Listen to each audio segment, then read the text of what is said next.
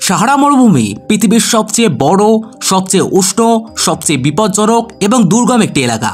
এই বিশাল মরুপ্রান্তরের অস্তিত্ব মানুষের জন্মের বহু আগে থেকেই।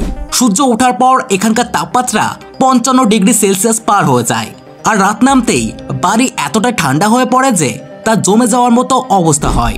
এই চরম পরিবেশে শুধু মানুষ নয়, কোনো পশু পাখি, কীটপতঙ্গ বা অন্য কোনো জীবের পক্ষে টিকে থাকা সম্ভব নয়। তাই সাহারার মতো অঞ্চলে কেবলমাত্র কিছু বিরল এবং খুব টেকসই প্রাণী টিকে থাকতে পারে। এই কারণে পুরো মরুভূমি প্রায় জনশূন্য, শুষ্ক এবং বৃক্ষহীন। তবুও সাহারা মরুভূমির সীমানা ঘেঁষা কয়েকটি দেশের ভেতরে কিছু উপজাতি সম্প্রদায় বসবাস করে, যাদের জীবন মানেই সংগ্রাম। কিছু কিছু উপজাতি এই মরুর মধ্যেই নিজেদের বসবাসের জায়গা গড়ে তুলেছে। তারা বালির ঢিপি দিয়ে তৈরি করেছে ঘর বাড়ি। তবে প্রশ্ন হলো, এই কঠিন আর ভয়ঙ্কর পরিবেশে তারা কিভাবে বেঁচে থাকে? সাহারা কিভাবে একসময় সবুজ অঞ্চল থেকে বিশাল এক মরুভূমিতে পরিণত হলো? আর আমাদের কাছে সাহারার গুরুত্বই বা কি? আজকের ভিডিওতে আমরা সাহারার অভিযানে বের হব এবং এই সমস্ত প্রশ্নের উত্তর খুঁজে বার করার চেষ্টা করব। তাই ভিডিওটি সম্পূর্ণ দেখার অনুরোধ রইল। তো চলুন শুরু করা যাক। সাহারা মরুভূমির বুকে আজও এমন কিছু উপজাতি বসবাস করে যাদের জীবনযাত্রা আধুনিক সভ্যতা থেকে অনেক দূরে। তারা যেন একেবারে অন্য এক জগতে বসবাস করে, যেখানে নেই কোনো বিদ্যুৎ, নেই প্রযুক্তি, এমনকি নেই কোনো শহর বা রাস্তা। তাদের কাছে ঘর বানানোর মতো আধুনিক কোনো উপকরণও নেই। বেঁচে থাকার একমাত্র ভরসাই হলো বালি, পশুপালন আর নিজেদের তৈরি করে নেওয়া ছোট্ট ছোট্ট এই ঘরগুলি। এইসব উপজাতিদের সংখ্যা খুব একটা বেশি নয়, তবে সাহারা জুড়ে প্রায় 20টির মতো মূল উপজাতির সম্প্রদায় ছড়িয়ে ছিটিয়ে বসবাস করে। এর মধ্যে সবচেয়ে পরিচিত হলো তুষারেগ, তিবু, মোর এবং বেদুইন। এদের মধ্যে বেদুইনরা সবচেয়ে প্রাচীন এবং সাহারার গভীরে বসবাসকারী এক রহস্যময় গোষ্ঠী। বেদুইনদের জীবন পুরোপুরি মরুভূমির উপর নির্ভরশীল। দিনের প্রচণ্ড উত্তাপ থেকে রেহাই পেতে তারা সাধারণত দিনের বেলা বিশ্রাম করে, আর রাতেই তাদের কাজ শুরু হয়। তাদের পোশাক হালকা হলেও পুরো শরীর ঢাকা থাকে, যা সূর্যের তাপ এবং গরম বালির ছোঁয়া থেকে রক্ষা করে। তারা বালির ডিবি দিয়ে তৈরি ছোট ছোট ঘরে বসবাস করে, যেগুলোর ভেতরে বাইরের তুলনায় কিছুটা ঠান্ডা থাকে। এছাড়াও গাছের ডাল, ছাগলের চামড়া বা কাপড় দিয়ে তৈরি তাঁবু তাদের সাময়িক আশ্রয়স্থল হিসেবে কাজ করে। এই উপজাতিদের মূল জীবিকা হলো পশুপালন। তারা উট, ছাগল, ভেড়া ইত্যাদি পালন করে এবং সেগুলো দুধ, মাংস, চামড়া বিক্রি করে জীবিকা নির্বাহ করে। কেউ কেউ আবার মরুভূমির প্রাচীন বাণিজ্য পথ ধরে ছোটোখাটো লেনদেন করে বা পর্যটকদের গাইড হিসেবেও কাজ করে। এই মরুপ্রান্তে যেহেতু জল খুবই বিরল, তাই তারা কয়েকটি নির্দিষ্ট কুয়া বা বরুদানের উপর নির্ভরশীল, যেগুলোর অবস্থান তারা প্রজন্মের পর প্রজন্ম মনে রেখেছে। এক একটা কুয়া বা মরুদান তাদের কাছে যেন স্বর্ণ ভাণ্ডারের মতো, কারণ এগুলোই তাদের একমাত্র জীবনদাতা। তাদের নিজস্ব একটি সংস্কৃতি, ভাষা এবং বিশ্বাস রয়েছে, যা আধুনিক সমাজ থেকে একেবারে আলাদা। তারা নিজেদের মতো করে উৎসব পালন করে, লোকগান গায় এবং সাহারার বুকে টিকে থাকার এক জীবন্ত নিদর্শন হয়ে আছে। শিশুরা বয়ঃসন্ধির পর থেকেই জীবনের দায়িত্ব বুঝে নিতে পারে। তাহলে ভাবুন তো, এমন এক প্রান্তর যেখানে দিনের গরমে বালি পুড়ে ওঠে আর রাতে ঠান্ডায় হাড় কাঁপে, সেখানে শতাব্দীর পর শতাব্দী ধরে কিছু মানুষ টিকে রয়েছে। শুধু তাই নয়, গড়ে তুলেছে এক জটিল সমাজ ব্যবস্থা। এই সাহসী ও সংগ্রামী মানুষদেরকে দেখে সত্যিই মনে হয় মানুষ প্রকৃতির সঙ্গে খাপ খাইয়ে নিতে জানে, তা সে যত কঠিন পরিস্থিতি হোক না কেন। সাহারা মরুভূমির ইতিহাস ও গঠন। সাহারা মরুভূমির নাম শুনলেই আমাদের মনে ভেসে ওঠে তীব্র রোদ, শুষ্ক আবহাওয়া, দিগন্ত জোড়া বালির রাজ্য আর উষ্ণ প্রান্তর। কিন্তু আপনি কি জানেন, আজ যেটি শুকনো মরুভূমির মতো দেখাচ্ছে, একসময় সেই সাহারা ছিল সবুজে ঘেরা এক বিশাল অঞ্চল। তাহলে প্রশ্ন আসতেই পারে, এই অসংখ্য বালি এলো কোথা থেকে? আসলে কোটি কোটি বছর আগে এই পুরো অঞ্চলটি ছিল সমুদ্রের নিচে লুকিয়ে থাকা পৃথিবীর এক পৃষ্ঠভাগ। আজ থেকে প্রায় 25 কোটি বছর আগে সাহারার উপর দিয়ে বয়ে যেত 33 মহাসাগর। হাজার হাজার বছর ধরে এই সাগরের জলচাপ ও প্রবাহের কারণে তলদেশে জমা হয়েছিল মোটা চুনা পাথরের স্তর।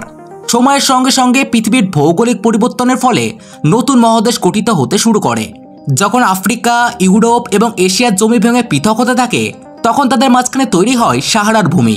ধীরে ধীরে সাগর এখান থেকে সরে যায় এবং শুরু হয় শুকনো মরুর ইতিহাস।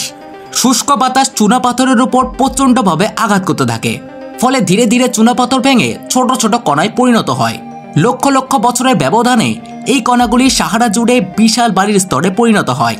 যেসব জায়গায় চুনাপাথর বেশি ছিল, সেখানে এখন দেখা যায় সাদা বালির প্রান্তর, আর যেসব জায়গায় ছিল বালুকা পাথর, সেখানেই গড়ে উঠেছে হলুদাভ বালিয়াড়ি। আজও সাহারা জুড়ে ছড়িয়ে আছে নানা রঙের অবিশ্বাস্য বালির টিলা। এছাড়াও বিজ্ঞানীরা সাহারাতেই খুঁজে পেয়েছেন বহু বিলুপ্ত গাছপালা ও সামুদ্রিক জীবের জীবাশ্ম, যা প্রমাণ করে একসময় এই অঞ্চলটি ছিল জলে ভরা।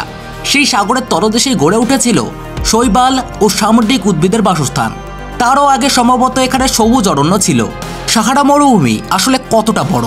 সাহারা মরুভূমির বিস্তার প্রায় 92 লক্ষ বর্গ কিলোমিটার, যা ভারতের 3 গুণ এবং বাংলাদেশের প্রায় 60 গুণ, বা গোটা ইউরোপ মহাদেশের সমপরিমাণ। গোটা বিশ্বের স্থলভূমির প্রায় 1/3 অঞ্চলই মরুভূমি, আর তার মধ্যে সাহারা হচ্ছে বিশ্বের সবচেয়ে বড় বালুকাময় মরুভূমি।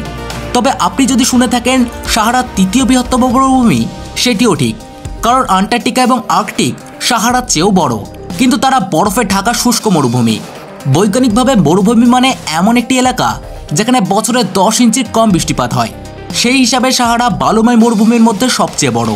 এই মরুভূমি আফ্রিকা মহাদেশের 1/3 জুড়ে বিস্তৃত এবং এতে মোট 11টি দেশ অংশীদার, যেমন Mali, Morocco, Mauritania, Algeria, Tunisia, Libya, Niger, Chad, Sudan ও মিশর। সাহারার বুকে হারিয়ে যাওয়া শহর। সাহারা এই শব্দটি এসেছে আরবি ভাষা থেকে, যার অর্থই হচ্ছে মরুভূমি। আর এই সাহারা মরুভূমিকে ঘিরে রয়েছে বহু রহস্য। 1965 সালের 3রা জুন নাসা জেমিনি 5 মিশনের সময় মহাকাশচারী জেমস ম্যাকডেভিভ এবং এডওয়ার্ড হোয়াইট সাহারার উপর দিয়ে উড়ে যাওয়ার সময় একটি অদ্ভুত গঠন দেখতে পান, যা দেখতে মানুষের চোখের মতো এবং মাঝে ছিল চোখের মণি। এই রহস্যময় গঠনটি এতটাই বিশাল ছিল যে তা শুধুমাত্র মহাকাশ থেকে দেখা সম্ভব। পরে এর নাম দেওয়া হয় আই অফ সাহারা বা রিচার্ড স্ট্রাকচার। প্রথমে বিজ্ঞানীরা ভেবেছিলেন এটি একটি উল্কাপিণ্ডের আঘাত হতে পারে, কিন্তু গবেষণায় তার কোনো প্রমাণ মেলেনি। এরপর অনেক ধারণা করে ভাবা হয় এটি হয়তো প্রাচীন সভ্যতার কোনো সৃষ্টি। ইতিহাসবিদদের মতে সাহারার এই অঞ্চলটি হতে পারে হারিয়ে যাওয়া এক নগরী আটলান্টিস, যে আটলান্টিস শহরের কথা গ্রিক দার্শনিক প্লেটো ও ইতিহাসবিদ হেরোডোটাস উল্লেখ করে গিয়েছেন। তারা এই শহরটিকে একটি উন্নত সভ্যতা হিসেবে বর্ণনা করেছিলেন, যা বৃত্তাকার রিংয়ের মতো দেখতে ছিল, এবং এই শহরের প্রতিটি রিং যুক্ত ছিল বিভিন্ন সেতু ও জলপথে। সুতরাং এই চোখের গঠন আর আটলান্টিসের বর্ণনার মধ্যে এতটাই মিল ছিল যে অনেকেই বিশ্বাস করেন সাহারার মাঝে লুকিয়ে আছে পৃথিবীর সেই প্রাচীন হারিয়ে যাওয়া শহর আটলান্টিস। সাহারার বুকে ওয়েসিসের জন্ম। সাহারার বালুকাময় মরুভূমির মাঝে কোথাও কোথাও দেখা যায় প্রাণের ছোট্ট আশ্রয়, যা হলো ওয়েসিস বা বরুদ্যান, যেখানে বালিয়াড়ির বাসে ভূমি খানিকটা নিচু। সেখানেই মাটির তলা ফেটে বেরিয়ে আসে জলধারা, যে জলধারা থেকেই সাহারার উপজাতিরা তাদের জলের চাহিদা পূরণ করে। আর সেই জলের আশেপাশেই জন্মায় গাছপালা, তৈরি হয় এক টুকরো সবুজ জমি। এমনই এক মরুদ্যান আছে আনেডি প্লেটো নামে, যেখানে আজও কিছু আফ্রিকান কুমির বসবাস করে। বিজ্ঞানীরা বলেন হাজার হাজার বছর আগে এই অঞ্চল জলে ঢাকা ছিল, তখনই কুমিরেরা এখানে বসতি গড়ে তোলে। তবে এখন তারা প্রায় বিলুপ্তির পথে। এছাড়া 1940 সাল পর্যন্ত সাহারায় আফ্রিকান কিছু সিংহ দেখা যেত, যা আজ আর নেই। মানব সভ্যতার আতুরঘর সাহারা। ঐতিহাসিকভাবে প্রতি 51,000 বছর অন্তর পৃথিবীতে একবার বরফ যুগ আসে, তখন চারপাশে তুষারচ্ছন্ন পরিবেশ সৃষ্টি হয়েছিল। কিন্তু আফ্রিকা এবং সাহারা ছিল এমন একটি অঞ্চল যেখানে কখনোই তীব্র ঠান্ডা পড়েনি, ফলে জীবনের বেঁচে থাকা সম্ভব হয়েছে এখানে। বিজ্ঞানীরা মনে করেন মানব সভ্যতার উৎপত্তি হয়েছিল এই আফ্রিকা থেকেই, এবং পরে তা ছড়িয়ে পড়েছিল পৃথিবীর নানা প্রান্তে। আমাদের পূর্বপুরুষ বা তারও পূর্বপুরুষ হয়তো এই আফ্রিকা থেকে জন্ম নিয়েছিল। সাহারার বিপদ, এক্সপ্যান্ডিং ডেজার্ট। দুঃখজনকভাবে সাহারা মরুভূমি দিন দিন বিস্তৃত হচ্ছে। বিজ্ঞানীরা বলছেন প্রতি 100 বছরের সাহারার বিস্তার 10 গুণ বাড়ে। যদি এখন থেমে না যায় তাহলে একদিন পুরো আফ্রিকায় মরুভূমিতে পরিণত হবে। এখনই আফ্রিকার 82% মানুষ শুধুমাত্র বৃষ্টির জলের উপর নির্ভরশীল।